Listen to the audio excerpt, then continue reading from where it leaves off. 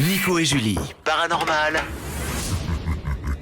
C'est tous les jeudis, 22h-23h sur Vibration. Hello les amis, j'espère que vous allez bien, c'est Nico et Julie à côté de moi, salut. Salut Nico, salut chers auditeurs, est-ce que vous allez bien ce soir ? En tout cas, moi perso, ça va super bien. Je suis hyper content d'être à nouveau parmi vous ce soir, j'espère que toi aussi. Ah ouais, moi aussi j'avais trop hâte, vous m'avez presque manqué là, ça y est, j'ai déjà pris le pli moi. On prend vite l'habitude quand même, c'est vrai que ce petit rendez-vous du jeudi soir quand même, ça fait vraiment plaisir. Carrément. Et ce soir les amis, on a une émission, mais alors aux petits oignons. J'ai trop hâte. Alors toi déjà, tu m'as déjà teasé sur ta chronique de l'étrange, apparemment ça va être une vraie dinguerie. Ah oui, ça va être chouette. Mais... j'espère que ça va vous plaire, mais moi j'étais ravie. Mais moi en tout cas, je ne t'ai pas tout dit, mais j'ai des témoignages ce soir qui vont, je suis sûr, te plaire également. Ok, écoute, j'ai trop hâte d'entendre ça. On commence avec qui ? On va commencer avec Catherine. Mais, avant de lancer le premier témoignage, les amis, je sais que t'es impatiente, voilà. je sais, mais petit rappel, les amis.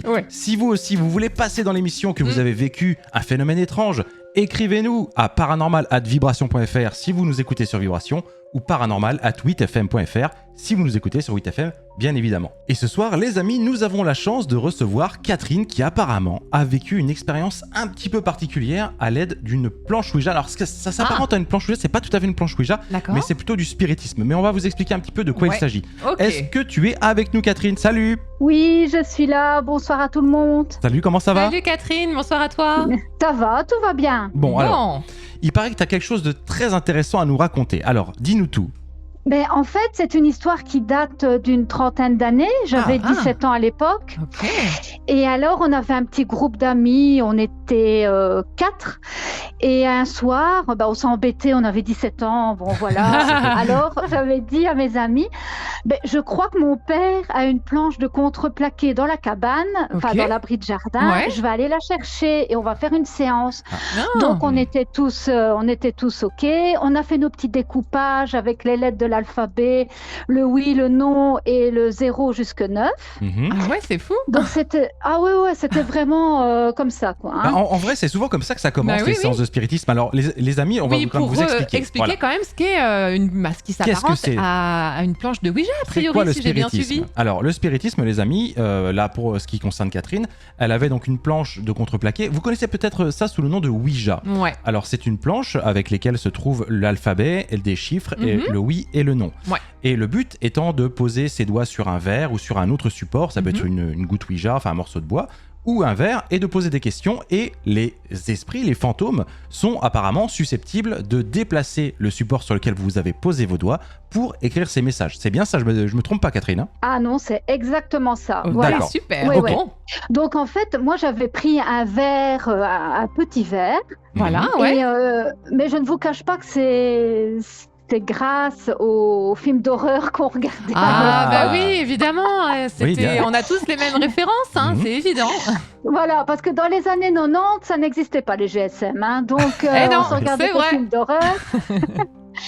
Donc voilà, on avait pris un petit verre, on avait cassé une allumette et on avait mis la fumée dans le verre. Ah d'accord. Je connaissais pas du tout cette méthode. C'est chouette. Ah non ? Non. Oui. Donc il y avait la fumée vraiment dans le verre. Et alors, la séance se passait bien. On a eu un esprit 10 minutes, un quart d'heure après. Ça a été très rapide. Ah oui, c'est fou. Donc vous avez réussi à avoir un contact. Déjà, c'est dingue. Oui, c'est dingue. Mais maintenant, plus on est nombreux, mieux c'est. Là, on n'était que 4, 5, enfin, je ne sais plus exactement. Mais il n'a pas tardé à venir. Bien. Donc la séance a duré quand même une bonne heure. Oui. C'est pas mal déjà. Tout se passait bien, mais à un moment donné, le verre a commencé à bouger très vite. D'accord. Et il s'est renversé. D'accord. Et là, on s'est tous regardés et on s'est dit, c'est la merde. Ok. Donc ça, pour vous, c'était le signe qu'il y avait quelque chose qui tournait plus rond, le fait que le verre se déplace plus vite, qu'il se renverse. Oui, et puis on avait aussi un mauvais esprit, ça aussi. On était en train de discuter avec un mauvais esprit. C'était un samouraï. D'accord. Ça, je me souviens bien. Je ne sais pas vous en dire plus. Je posais des questions à l'époque, mais je ne me souviens plus. Oui, bien sûr. D'accord. Et voilà, donc la fumée est restée dans ma chambre. Donc, on a tout de suite forcément arrêté. Mais alors, j'ai quand même une petite question, Catherine. Qu'est-ce qui te fait dire que c'était un mauvais esprit ?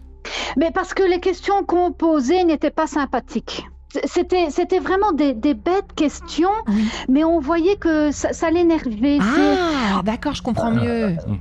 Je ne sais plus s'il nous a dit d'arrêter de l'embêter, je ne me souviens plus, mais on était un petit peu bornés à l'époque. Le contact, quand on est jeune, on est téméraire.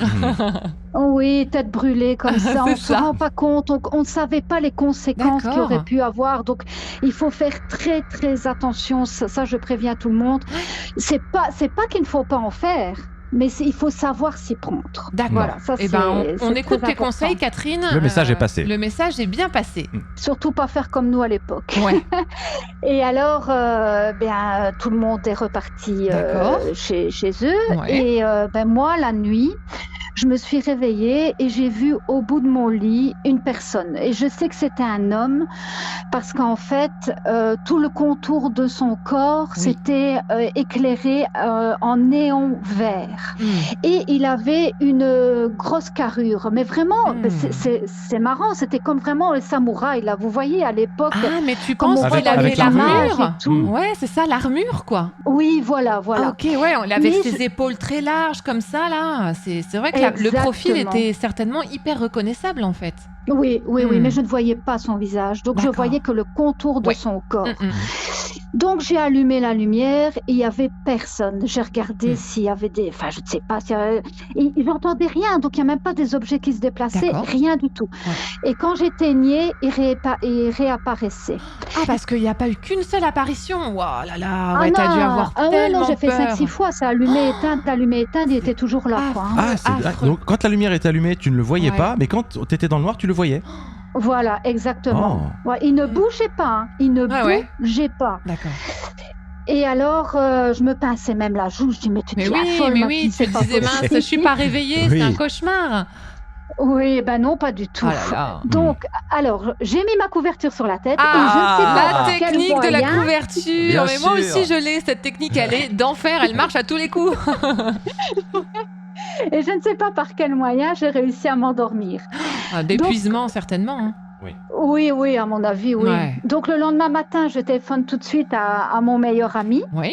Alors, je lui explique mon histoire. Il m'a dit, tu sais quoi? Il m'a dit, j'ai eu aussi quelque chose. Et chez lui, en rentrant, il était tout seul dans le living et il avait un long couloir. Oui. Avec une porte vitrée. Et ses chiens ont commencé à aboyer en regardant le couloir.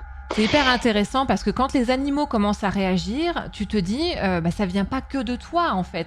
Tu as quand même autre chose de tangible qui témoigne qu'il y a quelque chose qui se passe et que tu n'es pas en train d'halluciner. C'est ça.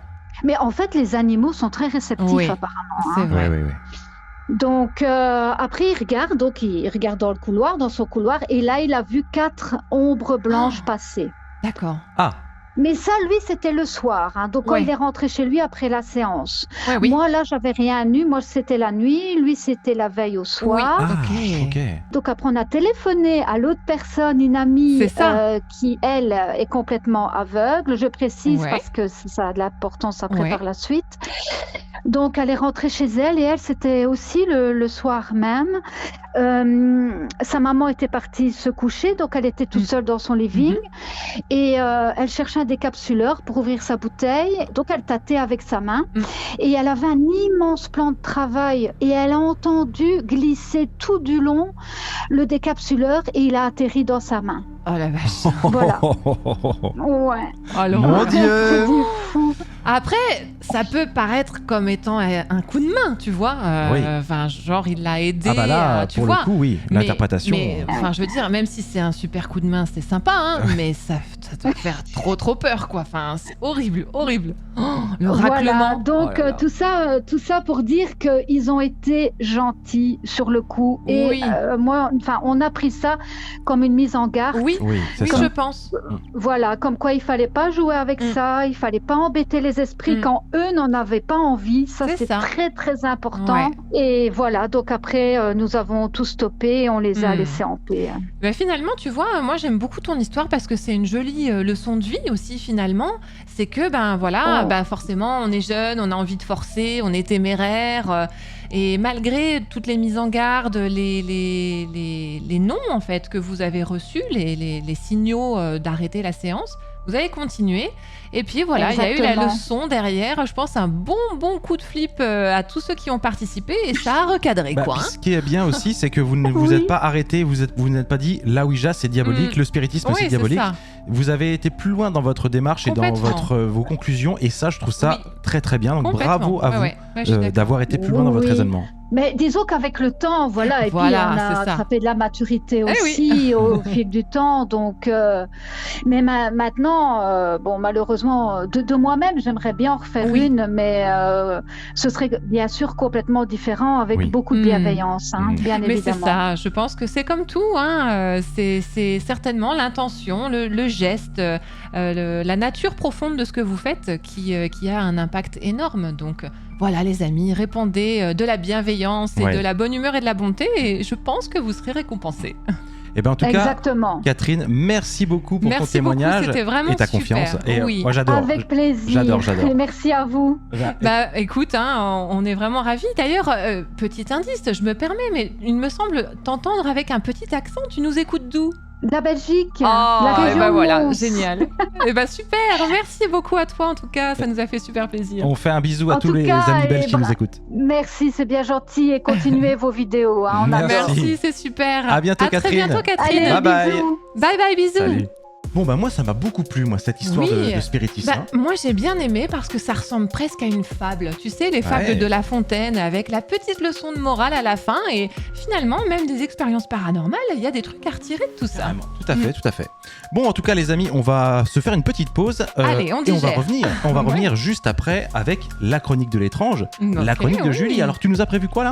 Eh bien je vous ai prévu une chronique de l'étrange sur le tombeau de Toutankhamon. Ah bah ça c'est pareil, tout le monde connaît et apparemment tu m'as tellement teasé que ça doit être du très très lourd. Il y a des trucs. Les amis, ne bougez pas, on revient tout de suite. Nico et Julie. Paranormal, ça fait un peu peur quand même. Mais on adore ça. 8 FM.